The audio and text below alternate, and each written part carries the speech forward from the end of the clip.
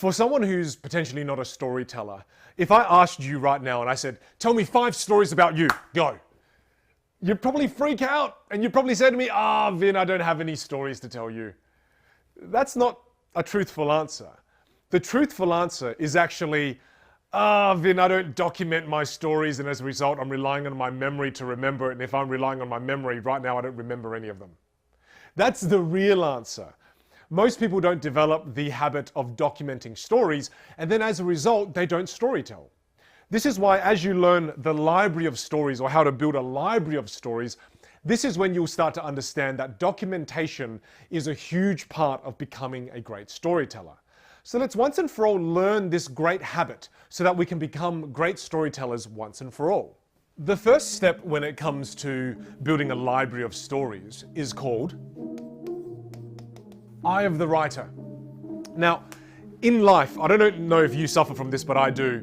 In life, sometimes one day blends into another, 1 week blends into the other, 1 month blends into another, and then 1 year kind of blends into the other, and then all of a sudden everything's just a blur.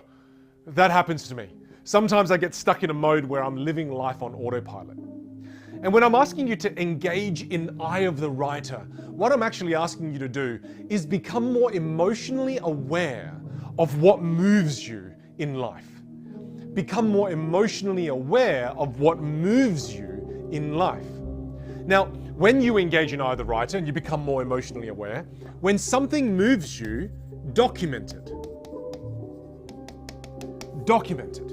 And when you document things from this point in your life moving forward into the future, that allows you to document stories moving forward. So you capture the stories into the future, represented by the F. Now, of course, if you just make the commitment of capturing 1 story per week, if you make that your goal, then by the end of this year, you have 20, 30, 40, 50 stories. If you just commit to capturing 1 story a week.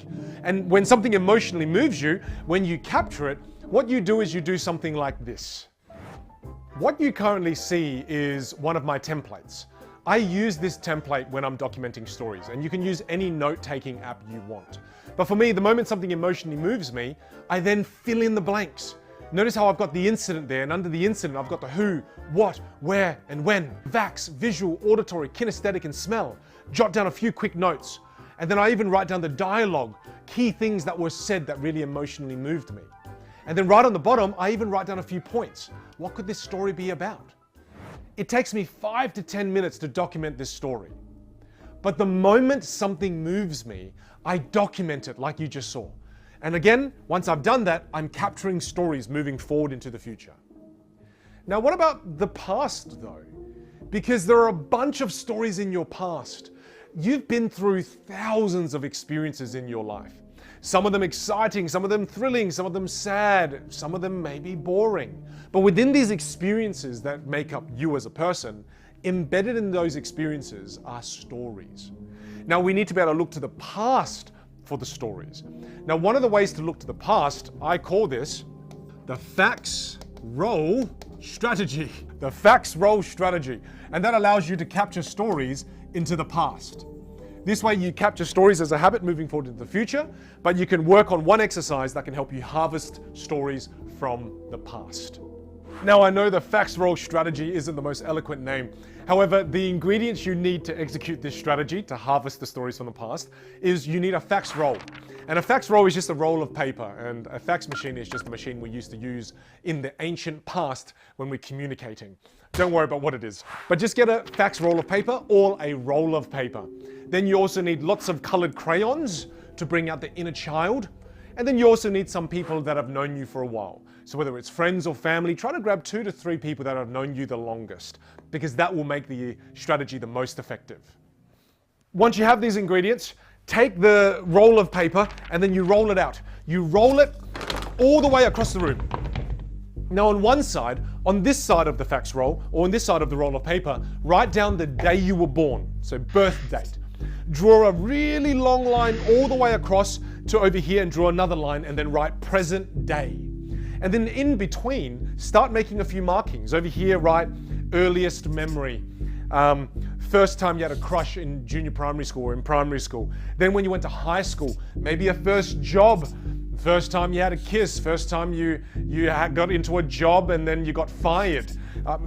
First time you got detention. So mark down those key areas. First real professional job, university, and just mark down all the key eras of your life.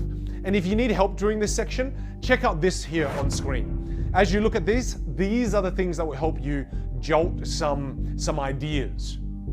And I'll give you a moment to take a screenshot of this because I think this is very useful. I find it useful. Think of places, even put on some music that reminds you of that era of life. It usually brings back a lot of memories.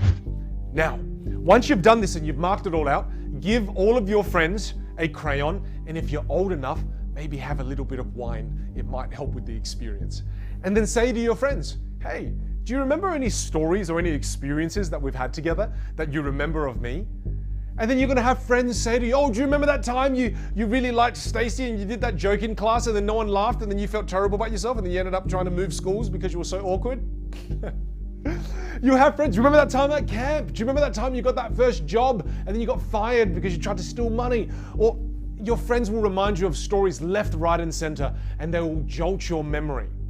You know that story of me when I changed my name from Quang to Vin? I'd forgotten that story. I believe my brain psychologically blocked it out. And when I did this process, my best mate Lenny reminded me of this story. He said, dude, do you remember that time you changed your name from Quang to Vin? I called you Quang for like 12 years and then you made me call you Vin? It was so weird. I'd forgotten that story. Yet that's one of the most powerful stories I use when I speak to the youth about transformation, creating a new version of yourself, about breaking the mold. I use that story. You will be shocked at how many stories you come up with. And I have my students send me photos all the time. The most recent one was this photo. Check it out. In this photo, you see my students doing the process. And in that one session, that student of mine said to me, she came up with over 30 different stories in one sitting. Go through this process. This is one of the most therapeutic things you can do with your friends. You will love this experience. Now that you've done this, you'll find you will have a back pocket full of stories that you can use now. Never again will you fall victim to small talk that might be uncomfortable and awkward. Now you've got great stories to be able to share. And one of the most beautiful things about storytelling is the moment you share a story, it encourages other people to share stories too. And then again, that's when real connection happens. All right, so that's the first step. Eye of the writer, engage in it more, document it when something emotionally moves you, capture stories into the future. Use the facts roll strategy to capture stories in the past.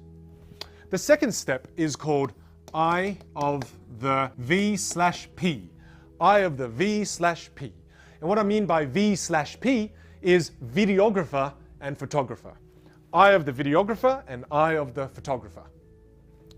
When I started working with more videographers, they had this great line, and Craig always used to say this to me.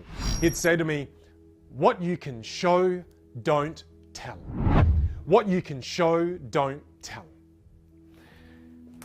We live in the modern world now, and we no longer have to rely just on our voice to tell stories. We can bring the characters to life by showing a photo and also showing a video. So that means a part of this documentation process is when you're engaging in Eye of the Writer and something moves you emotionally, of course, document it. But if you can, take a photo or a video. Let me ask you this question. During the storytelling module, I shared a story with that accountant. I shared a story about the accountant. How connected did you feel to that accountant? You probably didn't feel that connected to him. That's because I didn't even show you a photo of him. I didn't show you a video. Now, I have photos and I have videos, but I didn't show you because I wanted to illustrate this example. You probably didn't feel that connected to the accountant. However, how much more connected did you feel to my grandmother? Did you feel more connected to her? You probably did because I showed you videos and photos of my grandmother.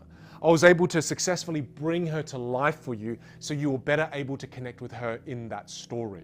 Can you see the importance of eye of the videographer and eye of the photographer? So when you're documenting the story, like you can see in this example here. In this example, when I was documenting this particular story, if you look over there, I've also documented the photos and the videos. Now, depending on what note-taking app you use, a lot of them are going to allow you to store text and images and videos all in the same notes file. This means that anytime you want to access this story, it has the incident all there, all the ingredients, it's got the points, and it also has the photos and videos all in one place for you to be able to access. Which now brings us to the third step in the formula, which is eye of the director. Eye of the director. And with eye of the director, that's when you're sitting down with the lens of a director and you're going, what could this story symbolize? Does this sound familiar? Remember, when we're storytelling, we write down the story and then we write down all the words that the story could symbolize. This is what you do with eye of the director. So you sit down with your particular story that you've documented with the incident, the point, the pictures, and the videos, and then you start to write down some of the words that this story could symbolize. That is you engaging in eye of the director. Because a director, they always look at stories and they go, which angle can I tell this story from? Like if it's a horror movie, a murder story, should I tell it from the murderer's point of view? Should I tell it from the neighbor's point of view? Should I tell it from the children's point of view in the family that got murdered? Or should I tell it from the parents' point of view? Sorry to use such a dark example, but that's what a director does. And that's what you do. The very next time someone wants you to do a presentation, you sit down and you engage with eye of the director. And you write down all the words that the story could symbolize. And there you now have all the ingredients and all the preparation is now done for you to become a better storyteller. People often don't storytell because they don't document it. Now you have the documentation process. I hope this helps you on your journey of becoming a masterful storyteller.